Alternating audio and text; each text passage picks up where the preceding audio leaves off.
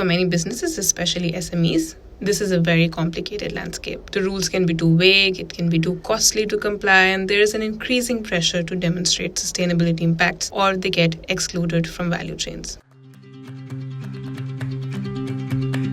I'm here in Bangkok at the UN Responsible Business and Human Rights Forum. And after day one, I'm reflecting on the phrase due diligence, something that I've heard the most today. If you're someone who is working with supply chains, you'd know that this is not something new. But there's a lot going on when it comes to the regulation side of it. And it's obvious to ask, what does all that mean? Well, at its core, due diligence simply means that companies are asked to check their supply chains and make sure they're not linked to things like deforestation, human rights abuses, or child labor. But when it comes to regulation, due diligence goes beyond voluntary commitments and is now increasingly mandatory. While the EU has been a frontrunner with frameworks like CSDDD and EUDR, it's not alone. We are seeing this happen across the globe, with countries like Thailand and China proposing or enacting rules that reflect similar expectations. However, this landscape is still fragmented. This has also led to very important questions that we've heard today, is how can companies meet these growing regulatory requirements? What are the tools that they can access to demonstrate alignment? And how can policymakers and civil society ensure that these rules truly drive sustainability outcomes and not used merely to drive reputational advantage? But for many businesses, especially SMEs, this is a very complicated landscape. The rules can be too vague, it can be too costly to comply, and there is an increasing pressure to demonstrate sustainability impacts, or they get excluded from value chains. At ISD, we have developed some resources to help